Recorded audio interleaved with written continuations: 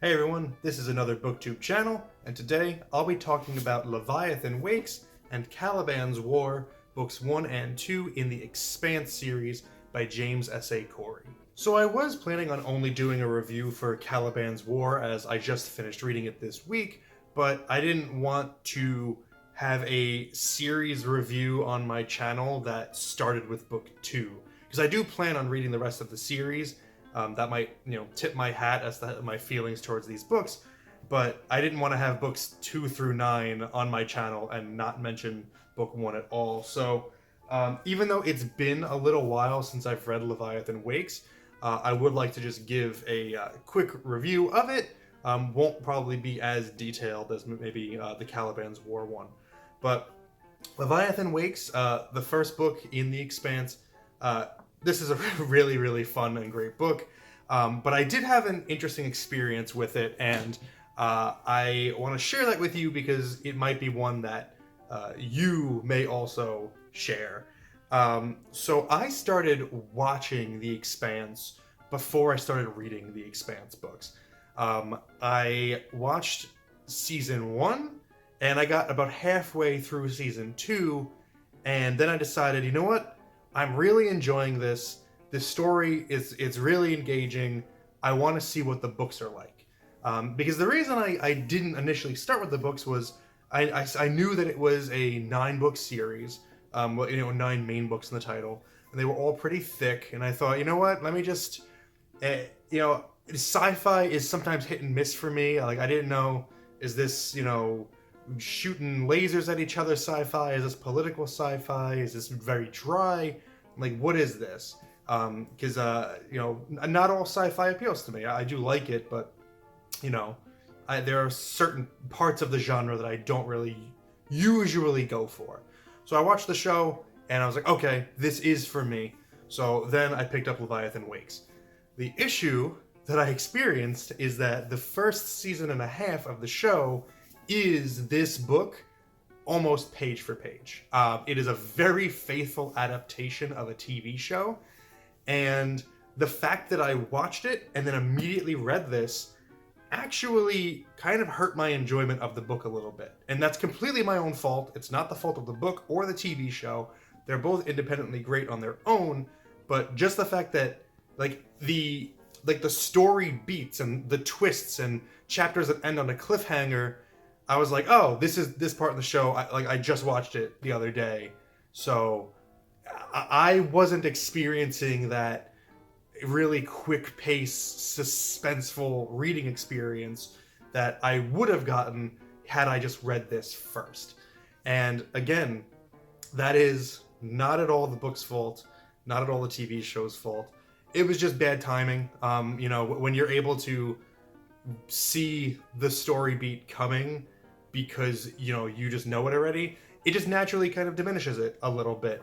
If you read a book twice or watch a movie twice, you usually give yourself a lot of time in between to kind of forget it so that it feels like a new experience again. And I never had that buffer time to allow it to become a new experience again.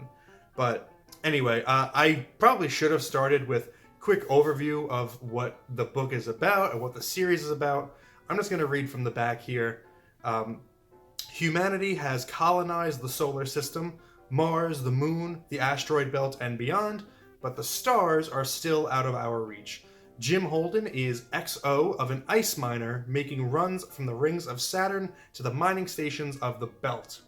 When he and his crew stumble upon a derelict ship, the Scopuli, they find themselves in possession of a secret they never wanted. A secret that someone is willing to kill for, and kill on a scale unfathomable to Jim and his crew. War is brewing in the system unless he can find out who left the ship and why. Detective Miller is looking for a girl. One girl in a system of billions, but her parents have money, and money talks.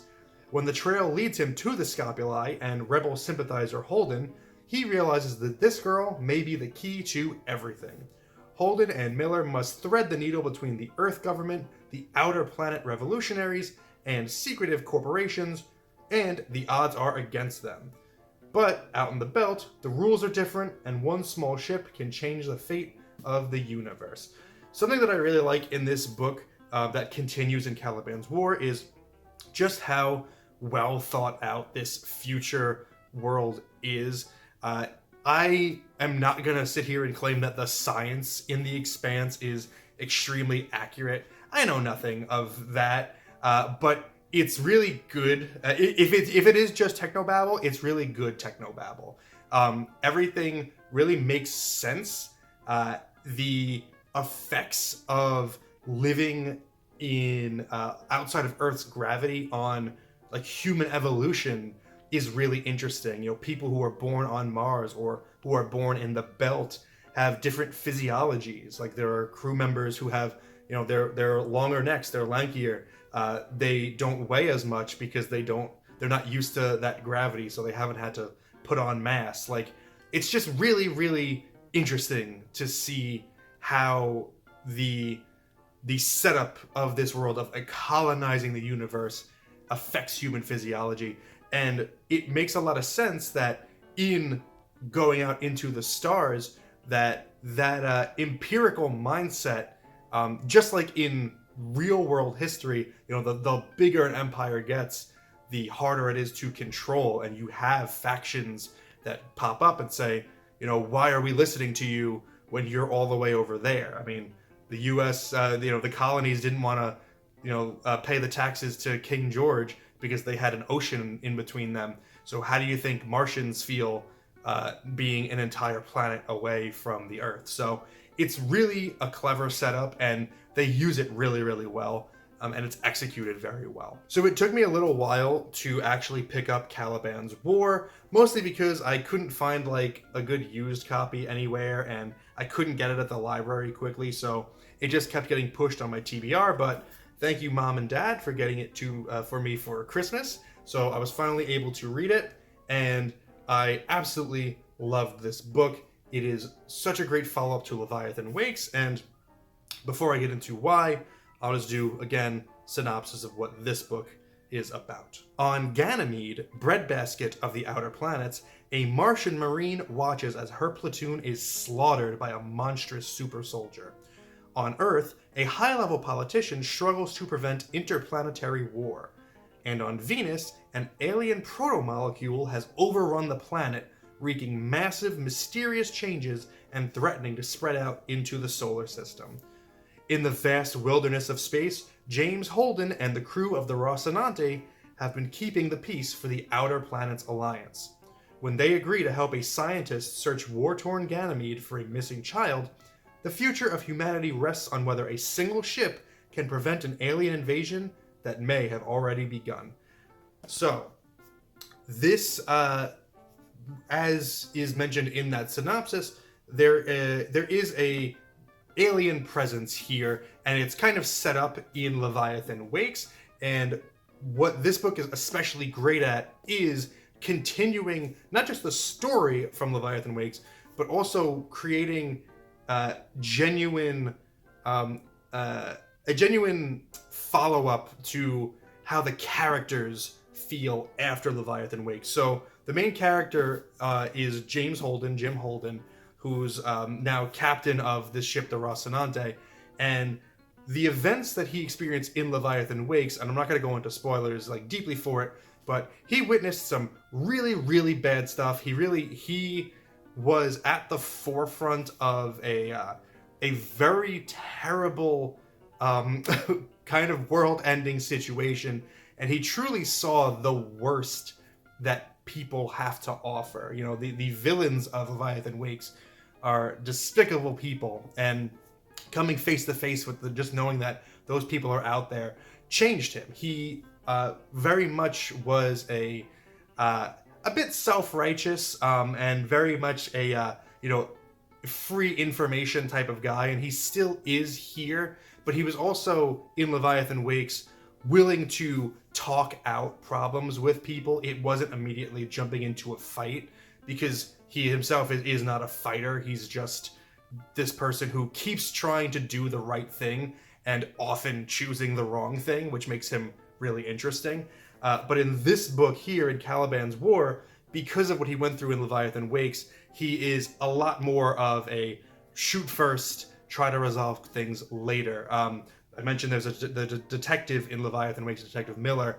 Him and Holden spend a lot of time together, and Holden kind of starts to become more like Miller because he's become more jaded after what he witnessed in Leviathan Wakes. So it's just a really natural and understandable place for his character to go, to kind of just have this trauma and just be really quick to be like, you know, jumping to the apocalyptic scenario, because he genuinely experienced an apocalyptic scenario and that's affected him. So really great job there. I also really love the new characters in this book. Christian Avasarala, who is the Earth politician.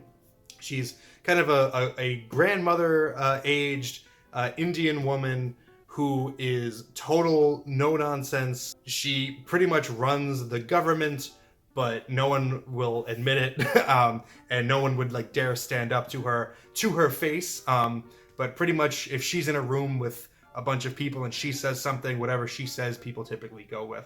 So she is very powerful, but she does find herself up against again, you know, secretive factions that are maybe plotting against her, and the way that her story interconnects with Holden's, again, very strong. She's just a really fun character to read as well. She's very funny, she's very smart, and I am not usually a fan of political intrigue in science fiction in particular.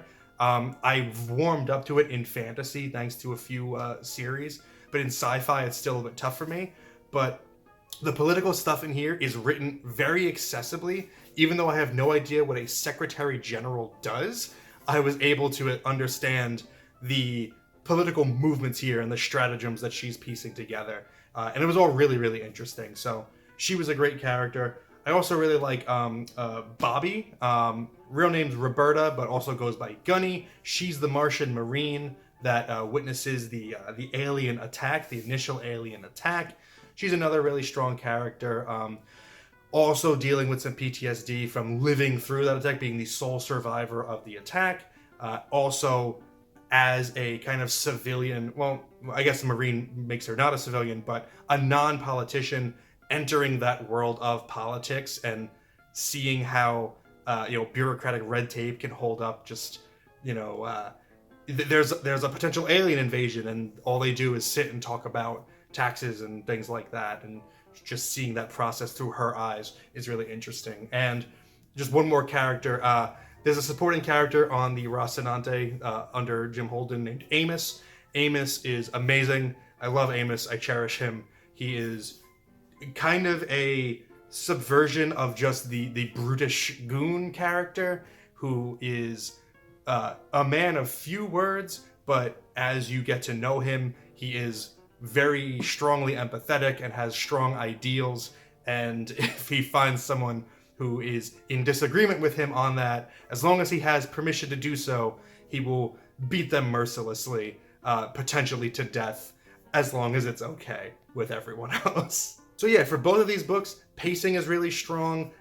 All of the elements of the stories, the political stuff, the space action, all comes together really well. It's written really clearly, and this author, who is actually two authors, but this author, really great at just writing relatable characters, relatable dialogue, even with planet hopping, space travel. These feel like very human stories, and they're just terrific, and I cannot wait to read book 3. For Leviathan Wakes, I'm going to give it an 8 out of 10. That's my arbitrary and subjective grade for it. Again, probably would have been higher if I read it before I watched the show.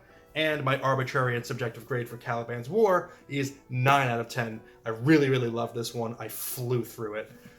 If you've read these books, let me know your thoughts in the comments. If you were also unsure whether to watch the show or read the books first, let me know if this video helped you decide one way or the other.